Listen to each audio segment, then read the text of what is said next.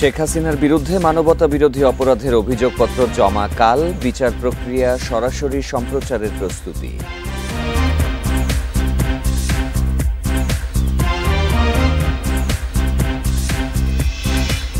ইচ্ছেমতো সংবিধান পরিবর্তনের অভিযোগ সালাউদ্দিনের, করিডোর দিয়ে ক্ষমতা দীর্ঘস্থায়ী করার লক্ষ্য কিনা প্রশ্ন খসরুর।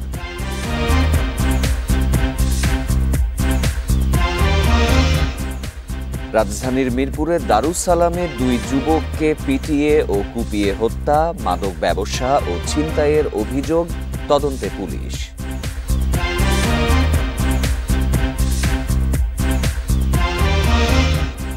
আজও বিভিন্ন জেলায় ঝড় বৃষ্টি, চট্টগ্রাম সিলেট সহ অনেক অঞ্চলে জলাবদ্ধতায় দুর্ভোগ, সুনামগঞ্জে বাড়ছে নদ নদীর পানি।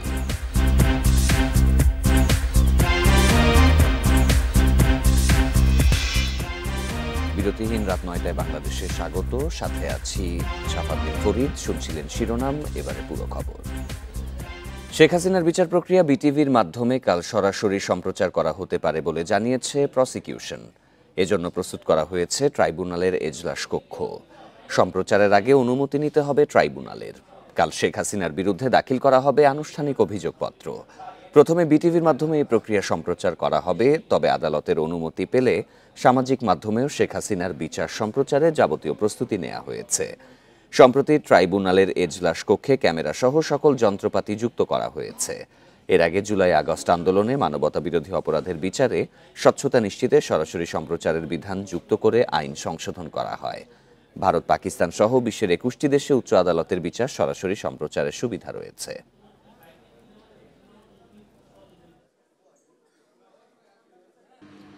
আমরা ট্রাইব্যুনালে উক্ত ফরমাল চার্জের উপরে শুনানির বিষয়টি সরাসরি সম্প্রচার করার জন্য ট্রাইব্যুনালের বরাবর আবেদন করব।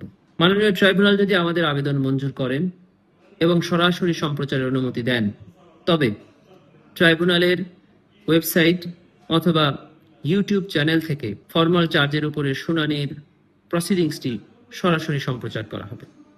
বাংলাদেশ টেলিভিশনেও উক্ত প্রসিডিংসটি সরাসরি সম্প্রচার করা হবে।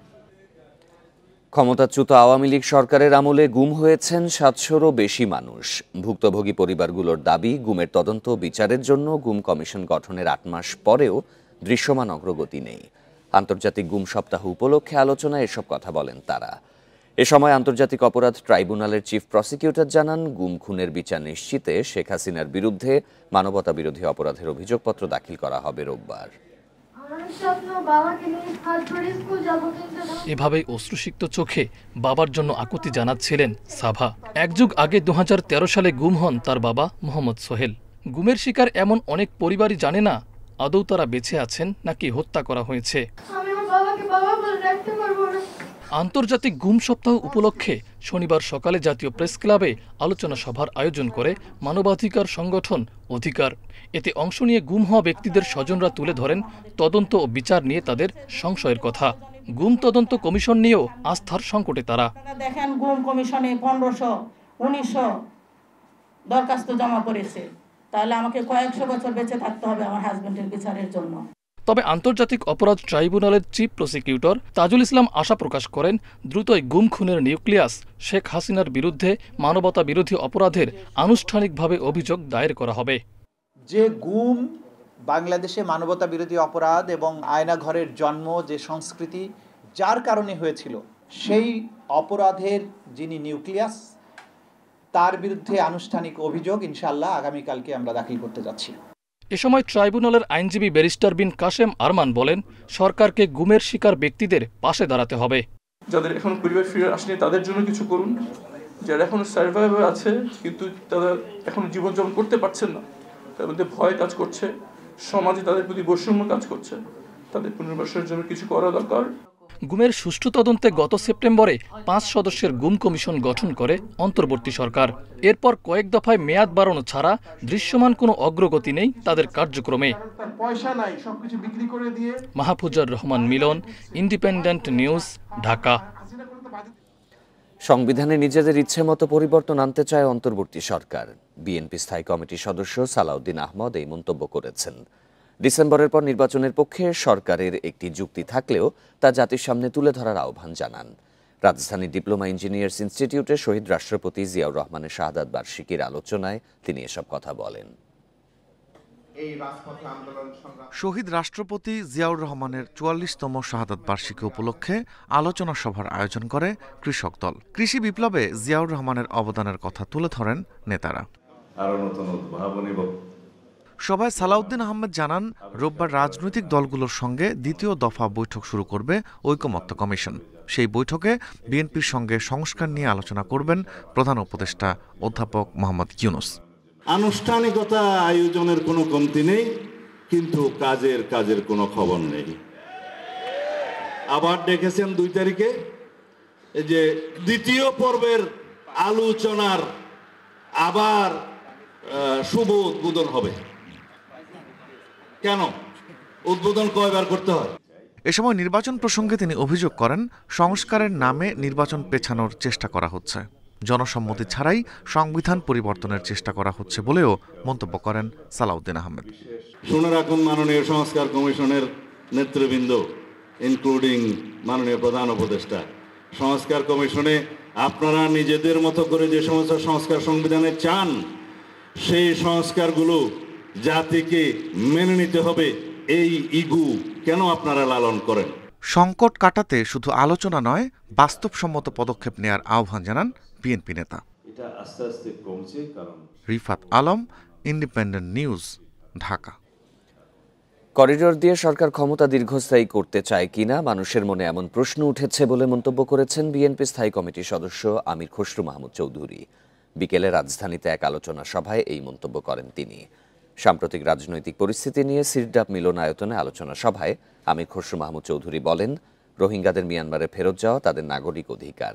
কেন করিডোর দিয়ে রোহিঙ্গা ফেরত পাঠানো হবে এমন প্রশ্ন করেন তিনি। বলেন, করিডোর দিলে দেশ আফগানিস্তান ও পাকিস্তানে পরিণত হবে। বর্তমান সরকার নির্বাচনের রোডম্যাপ বাদ দিয়ে বাকি সব এখতিয়ার বহির্ভূত কাজ করছে বলেও মন্তব্য করেন আমির খসরু মাহমুদ চৌধুরী।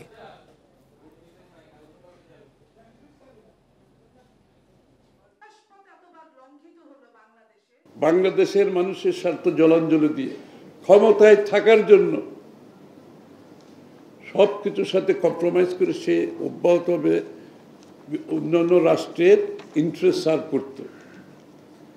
তাহলে আপনি কি সেদিকে কোনো দিকে যাচ্ছে নাকি? এই প্রশ্নটা তো উঠতেই পারে, কারণ কোনো যুক্তিতে আমরা এখানে যাওয়ার কোনো সুযোগ নাই, কোনো করিডোর, কোনো চ্যানেল যাওয়ার কোনো সুযোগ নাই। Bangladesh cannot afford it. রাজধানীর জাতীয় চক্ষু বিজ্ঞান ইনস্টিটিউট ও হাসপাতালে টানা 4 দিন ধরে চিকিৎসা সেবা বন্ধ থাকায় চরম ভোগান্তিতে রোগীরা। জুলাই অভ্যুত্থানে আহতদের সাথে চিকিৎসক কর্মচারীদের সংঘর্ষের জেরে বুধবার থেকে এই অচলাবস্থা। হাসপাতালের মূল ফটক বন্ধ থাকায় ফিরে যাচ্ছেন রোগী ও স্বজনরা। পরিস্থিতি কখন স্বাভাবিক হবে তারও কোনো আভাস দিতে পারছে না কর্তৃপক্ষ। প্রতিদিন রোগী ও তাদের স্বজন সহ কয়েক হাজার মানুষ ভিড় করেন জাতীয় চক্ষু বিজ্ঞান ইনস্টিটিউটে। তবে এখন সেখানে নেই কোনো ব্যস্ততা। হাসপাতালের প্রধান 2 ফটকই বন্ধ। ভেতরে অলস সময় কাটাচ্ছেন নিরাপত্তা কর্মীরা। সেবা নিতে এসে একরাশ হতাশা নিয়ে ফিরে যাচ্ছেন রোগী ও স্বজনরা। বেশি কষ্ট পোহাতে হচ্ছে ঢাকার বাইরে থেকে আসা এবং অস্ত্রোপচারের অপেক্ষায় থাকা রোগীদের। এই সাভার থেকে আসছে, এই যে ভোগান্তি হয়ে এখন ফিরে যেতেছে, এসে দেখি সব বন্ধ। এই তো মানুষ দাঁড়ায় চলে যেতেছে যে ভাই আমাদের এই অবস্থা, এখন চোখের ব্যাপার। আমি ডাক্তার দেখাতে আইছি, একদিন আইছি, মঙ্গলবারে আইছি, আজকে তারিখ। আমার এই চোখটা পুরো নষ্ট, আমি এখন কি করে যাব? হাসপাতালের সেবা কার্যক্রম বন্ধ থাকলেও ভেতরে রয়েছেন জুলাই অভ্যুত্থানে আহত 55 জন সহ 80 জন রোগী। তবে 250 শয্যার এই হাসপাতালে কাজে যাননি কোনো কর্মী। 4 দিন ধরে কোনো চিকিৎসা সেবা না পাওয়ায় দ্রুত অচল অবস্থা কাটাতে ব্যবস্থা নেওয়ার দাবি তাদের। আমরা চিকিৎসার জন্য আমরা যাইতেও পারতেছি না, আমরা থাকতেও পারতেছি না। ওষুধটা কতদিন চলবে, কি চলবো, ডরবটা কতদিন চলবো, ওইটা আমরা পাইতেছি না। এখন যদি নার্স টার্স থাকতো তাহলে ওনারা আমাদের বুঝাই দিত। আমাদের নাকি বাংলাদেশের চিকিৎসা শেষ, তাহলে আমাদেরকে রেফার দিক, আমরা তারপর যেখানে দেয় আমাদের চিকিৎসা নেওয়ার আমরা সেখান থেকে চিকিৎসা নেব। আমাদের দাবি একটাই, সেটা সুচিকিৎসা। আমাদেরকে সুচিকিৎসা দেবে, আমরা চলে যাব, আমরা এখানে থাকার জন্য আসিনি। গেল বুধবার জুলাই আন্দোলনে আহতদের সাথে মারামারির জেরে নিরাপত্তা চেয়ে কর্মবিরতি পালন করেন চিকিৎসক, নার্স ও হাসপাতাল কর্মীরা। এ সময় হামলায় চিকিৎসক সহ বেশ কয়েকজন স্টাফ আহত হন। আনোয়ার সাদাত নূর, ইন্ডিপেন্ডেন্ট নিউজ, ঢাকা। নজিরবিহীন অব্যবস্থাপনা ঢাকা উত্তর সিটির পশুর হাটগুলোতে। ইজারা চূড়ান্ত হওয়ার আগেই অনেক হাটে উঠে গেছে কোরবানির পশু। বিক্রি শুরু হলেও নেই নিরাপত্তা। পানি ও আলোর ব্যবস্থা না থাকায় দুর্ভোগে বিক্রেতারা। যারা হাট বসিয়েছেন খোঁজ নেই তাদেরও। এ নিয়ে কোনো জবাব নেই উত্তর সিটি কর্পোরেশনের। রাজধানীর উত্তরার দেয়াবাড়ি হাটে প্যান্ডেল টানানো হয়েছে 7 দিন আগে। কোরবানির পশু আসতে শুরু করেছে বৃহস্পতিবার থেকে। শনিবার দেখা গেল চলছে বেচাকেনা, অথচ এদিন সকালেও হাটটির ইজারা চূড়ান্ত হয়নি। আমরা এই লাল গরুটা কিনেছি 3 নাম্বার, এটা কিনেছি 82,000 টাকা দিয়ে। আগে কিনলাম হচ্ছে একটু আগে, আমরা নিয়ে যাব 2 দিন পরে, নিয়ে তারপর আমরা বাসায় পালবো। গরু অনেক আছে, একটা বেশি খরচপাতি তো দরকার। এই যে হাটে বিদ্যুৎ নাই, লাইট নাই, আর নাই, খাইতে হবে আর করতে হবে। এই দেখছি পুরো ক্লিয়ার করা আছে, পুরো বান্ধ। ওই হাতে আমরা দেখছি এখন কোনো কিছু নাই, খালি খুঁটি পুঁতা, এখন লোকজন নাই, বাথরুম নাই, পানি নাই, এই লোকজনের গরু কারেন্টের নাই, আমাদের মোবাইল বন্ধ হয়ে যাচ্ছে। কে বা কারা এই হাট বসিয়েছে জানে না ঢাকা উত্তর সিটি কর্পোরেশন। হাটে নেই পানি ও আলোর ব্যবস্থা, নেই নিরাপত্তার পালাই। এমন অবস্থায় নাজেহাল পশু বিক্রেতারা। খাওয়ার পানি নাই, গরু খাওয়ার পানি নাই, নিরাপত্তা কম, খুব সমস্যার ভিতরে আছি আমরা। ভাইয়েরা তো কেউ নাই, সব পালাইছে, কোনো দেখা সাক্ষাৎ নাই। প্রথম দিন এসে দেখা করছে, করে কোথায় গেছে আর খুঁজে পাইতেছে। রাতে অন্ধকারে থাকতে হয়, আলো নাই। হ্যাঁ, আমরা আলোর কথা বলতে গেলে বলে যে এখন আমাদের হুকুম আসেনি আলো দেওয়ার মতন, এই জন্য আমরা আলো লাইট দিচ্ছি না। আড়াই কল, এবার একটা কলও নেই। কিভাবে আমার কাছে কষ্ট, আমরা 4 দিন আসিছি, এই কষ্ট করে যাচ্ছি আমরা। উত্তর সিটির আরেক হাট ইস্টার্ন হাউজিং। ইজারা নিশ্চিত হওয়ার আগেই প্রস্তুতি শুরু করে একটি মহল। হাট কর্তৃপক্ষের খোঁজ না থাকলে উঠেছে কোরবানির পশু। এ নিয়ে কথা বলছেন না সিটি কর্পোরেশনের সম্পত্তি বিভাগের কর্মকর্তারা। যোগাযোগ করেও প্রশাসকের জবাব পাওয়া যায়নি। Adilur Rahman, independent news, Dhaka. রাজধানীর মিরপুরের দারুস সালামে 2 তরুণকে কুপিয়ে হত্যা করেছে দুর্বৃত্তরা। দুপুরে এই ঘটনা ঘটে। দারুস সালাম থানার ওসি রকিবুল হোসেন এই তথ্য নিশ্চিত করেছেন। পুলিশ জানিয়েছে নিহতদের বয়স আনুমানিক 20 থেকে 25 বছর। তাদের একজনের নাম তানভীর, অপরজনের নাম এখনও জানা যায়নি। পুলিশ জানায় দুপুর 12টার দিকে বেড়িবাঁধের আহমেদনগর হাড্ডিপট্টি এলাকায় এই ঘটনা ঘটে। নিহতরা এলাকায় মাদক ব্যবসা ও ছিনতাইয়ের সাথে জড়িত ছিলেন।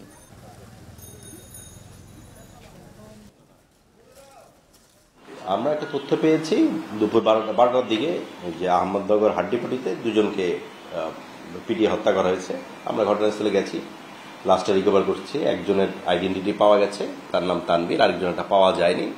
কি কারণে হত্যাকাণ্ডের ঘটনা ঘটেছে এইটা আমরা যাচাই বাছাই করে দেখছি। কুষ্টিয়া দৌলতপুর উপজেলার ভাগজোত সীমান্ত দিয়ে 9 জনকে পুশিন করেছে ভারতীয় সীমান্তরক্ষী বাহিনী বিএসএফ। সকালে একটি নৌকা থেকে তাদের নামতে দেখা যায়। পরে ওই 9 জনকে ক্যাম্পে নিয়ে যায় বিজিবি। সংবাদ বিজ্ঞপ্তিতে বলা হয় তাদের মধ্যে 2 জন নারী, 2 জন কিশোর ও 1 জন শিশু রয়েছে। আটককৃতরা 4 বছর আগে কুড়িগ্রামের ভুরুঙ্গামারির বামনহাট সীমান্ত দিয়ে অবৈধভাবে ভারতে প্রবেশ করে। তারা ভারতের উত্তর পশ্চিম দিল্লির এলাকায় ইটভাটায় শ্রমিক হিসেবে কাজ করতেন। পুশিন করা 9 জন বাংলাদেশি বর্তমানে বিজিবির হেফাজতে রয়েছে। এদিকে শুক্রবার রাতে কুড়িগ্রামের কঁচাকাঁটা সীমান্ত দিয়ে 50 থেকে 60 জনকে পুশিন করার চেষ্টা করে বিএসএফ। এ নিয়ে রাতভর চলে উত্তেজনা। পুশিন ঠেকাতে প্রায় 1 কিলোমিটার সীমান্ত এলাকায় পাহারা দেয় হাজারো জনতা।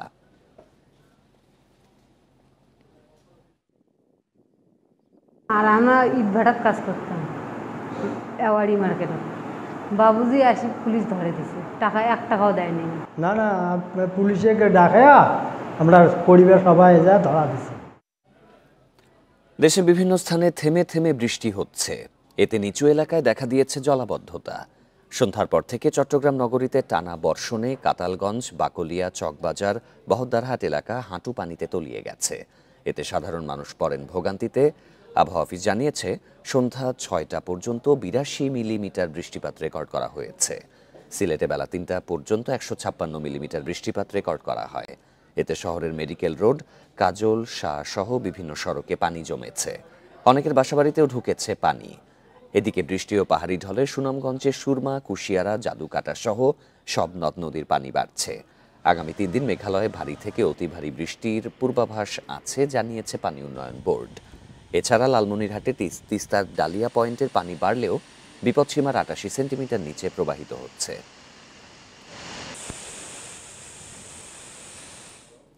তরুণদের লোভ, ক্ষমতার মোহ, আর্থিক অনিয়ম থেকে মুক্ত থেকে পরিবেশ রক্ষার আন্দোলন জোরদার করতে হবে। ষড়যন্ত্রের দ্বিধা বিভক্তি থেকেও মুক্ত থাকার আহ্বান জানিয়েছেন পরিবেশ ও বন উপদেষ্টা সৈয়দা রিজওয়ানা হাসান। রাজধানীতে এক আলোচনা সভায় এই আহ্বান জানান তিনি। তরুণ পরিবেশ কর্মীরা বলেন, পরিবেশ রক্ষার প্রতিশ্রুতি ছাড়া রাজনৈতিক দলের ইশতেহার তরুণ সমাজ গ্রহণ করবে না। অর্ধলক্ষ দখলদারের গ্রাসে বাড়িয়ে তুলেছে নদ নদীর বিপন্নতা।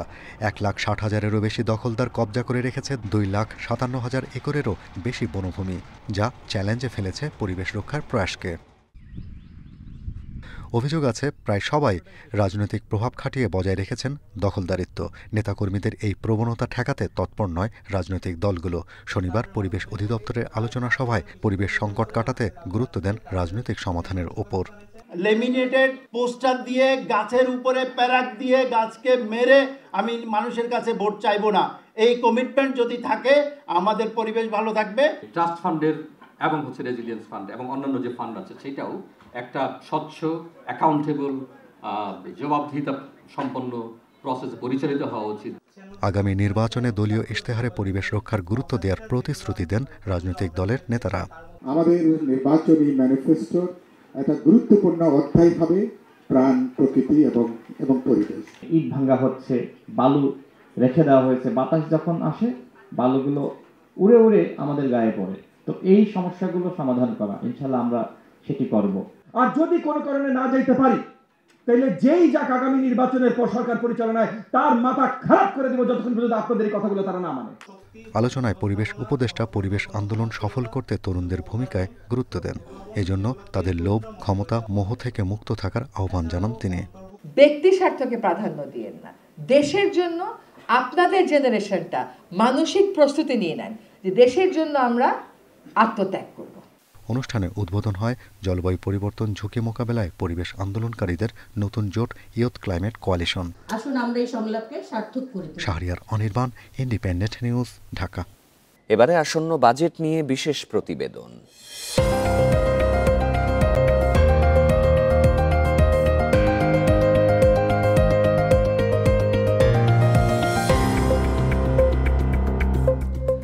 2025-26 অর্থবছরের বাজেটে আমদানি পর্যায়ে প্রায় 150 পণ্যে 1 থেকে 2% হারে অগ্রিম আয়কর বসানোর পরিকল্পনা সরকারের। খাদ্যপণ্যের পাশাপাশি পোশাক শিল্পের কাঁচামাল, চিকিৎসা সরঞ্জাম সহ বিভিন্ন গুরুত্বপূর্ণ পণ্যে এই কর বসানো হবে। কর বৃদ্ধির প্রস্তাবের সমালোচনা করে বিশ্লেষকরা বলছেন, এতে ভোক্তা পর্যায়ে পণ্যের দাম বাড়ার শঙ্কা রয়েছে। উচ্ছে কর বিধিমালা 2024 অনুযায়ী এইচএস কোডযুক্ত 189টি আমদানি পণ্যে কোনো উচ্ছে কর নেই। এছাড়া ভুটান থেকে আমদানি হওয়া 33টি পণ্যেও নেই কোনো উচ্ছে কর। আগামী 2025-26 অর্থবছরে বেশ কিছু নিত্য প্রয়োজনীয় খাদ্যপণ্য, তুলাসহ পোশাক শিল্পের কাঁচামাল, চিকিৎসা সরঞ্জাম, তথ্য প্রযুক্তি খাতের পণ্য, শিল্প খাতে ব্যবহৃত রাসায়নিক সহ বিভিন্ন খাতে বসবে অগ্রিম আয়কর। এসব আমদানি পণ্যে অগ্রিম আয়কর নিলে উৎপাদন খরচ বাড়ার পাশাপাশি ভোক্তার ব্যয় বাড়ার আশঙ্কা করছেন বিশ্লেষকরা। সরকারকে তারা 1% থেকে 2% দিবে, কিন্তু মানুষের বেলায় মানুষ যখন ক্রয় করছে, মানুষের বেলায় যখন এটা প্রয়োগ করবে তখন দেখা যাবে মানে এটা অনেক গুণ বেশি তারা সেখানে চার্জ করবে। তো তাদের হাতে কেন আপনি অস্ত্র ছেড়ে দিলেন? যে সমস্ত নিত্য পণ্যের ক্ষেত্রে সেটা অবশ্যই এটা নেতিবাচক প্রভাব পড়বে। রাজস্ব আয় বাড়ানো এবং ভ্যাট আদায়ে চলমান অনিয়ম ও ফাঁকি পুষিয়ে নিতে এই উদ্যোগ নিচ্ছে এনবিআর। ব্যবসায়ীরা বলছেন, অগ্রিম আয়করের ক্ষেত্রে তা পরে সমন্বয়ের নিয়ম থাকলেও বাস্তবে তা প্রায় অসম্ভব। নেগেটিভ ইম্প্যাক্ট তো হবেই, কারণ এইটি বসালে ইউজার এন্ডে আইসা একটা জিনিসের প্রাইস তো বেড়ে যায়। এরাও যেটা বলতেছে যে হ্যাঁ আমরা সব এগুলি অ্যাডজাস্ট হয় পরে, আসলে কিন্তু সব অ্যাডজাস্ট হয় না। ব্যবসায়ীদেরও ধরেন আমাদের গাফিলতির কারণে অনেক সময় আমরা অ্যাডজাস্ট করি না। আন্তর্জাতিক মুদ্রা তহবিল IMF-এর শর্তের অংশ হিসেবে শূন্যকর সুবিধা থেকে সরে আসতে জাতীয় রাজস্ব বোর্ডের এমন উদ্যোগ বলে মনে করছেন বিশ্লেষকরা। তৌহিদ রানা, ইন্ডিপেন্ডেন্ট নিউজ, ঢাকা। এই ছিল বিরতিহীন রাত 9টায় বাংলাদেশে। আরও জানতে চোখ রাখুন ফেসবুক, ইউটিউব এবং এক্সে। ধন্যবাদ সবাইকে।